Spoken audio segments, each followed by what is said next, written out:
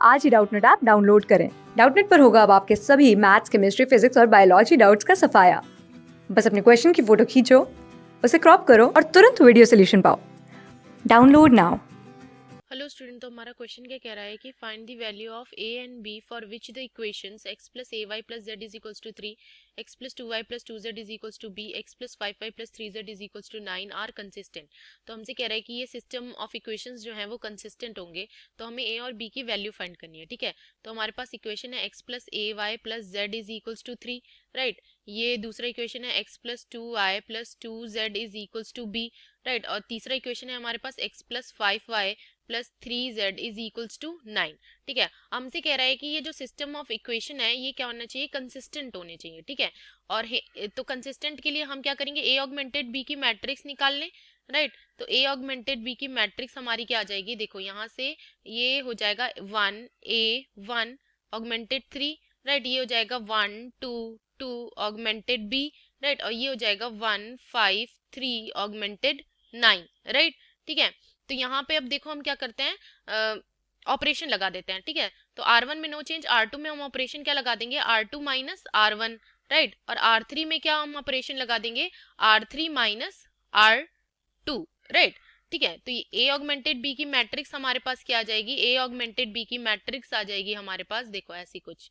ये first row हो जाएगा 1 augmented 3, right. R2 1 minus 1 is 0, 2 minus A, 2 minus 1 is 1, B minus 3, right. R3 minus R2 1 minus 1 is 0, 5 minus 2 is 3, 3 minus 2 is 1, और ये क्या हो जाएगा 9 माइनस B।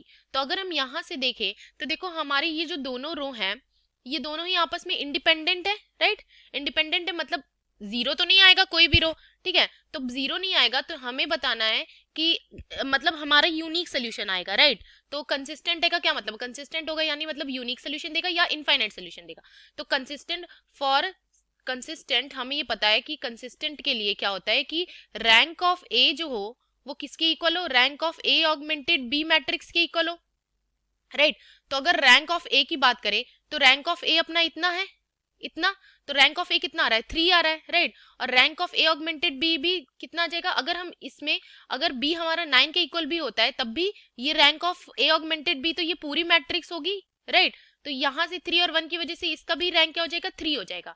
तो यहाँ से हम ये कह सकते हैं कि ए और ए तो सेकेंड रो में है, राइट। ए तो सेकेंड रो में, अगर ये 0 भी हो जाता है तो कोई फर्क नहीं पड़ेगा क्योंकि 0 ये तो 3 और 1 हमारा है ही है यहाँ पे। ठीक है, तो यहाँ से हम ये कह सकते हैं कि a comma b belongs to R, मतलब a और b कुछ भी हो हमारा सोल्यूशन उसके लिए कंसिस्टेंट ही होगा। a हम कुछ भी रख दे, b हम कुछ भी रख दे, ठीक है, तो वो सोल्यूशन हमारा कैसा होगा, कंसिस्टेंट ही होगा। अगर हम b 9 रखते हैं तो 9 माइनस 9 0, यहाँ पे 0 आने के बाद भी ये जो a ऑगमेंटेड b की मैट्रिक्स है इसका जो थर्ड रो है वो नॉन जीरो ही होगा, 0 3 1 0, राइट, नॉन जीरो ही होगा। तो ये rank of A augmented B भी 3 होगा, और फॉर रैंक ऑफ ए के लिए 0 3 1, तो ये भी रैंक ऑफ ए भी हमारा कैसा हो जाएगा, 3 ही हो जाएगा। ठीक है, तो ए और बी क्या आना चाहिए, हमसे पूछ रहा है कि ए और बी की वैल्यू फाइंड करो, तो ए और बी कैसे होने चाहिए, रियल नंबर कुछ भी हो सकते हैं। ठीक है, ये अपना आंसर हो जाएगा। ठीक है, थैंक यू।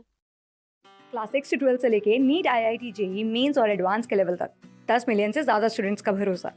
आज ही डाउनलोड करें डाउटनेट ऐप या व्हाट्सएप कीजिए अपने डाउट्स 8400 400 400 पर।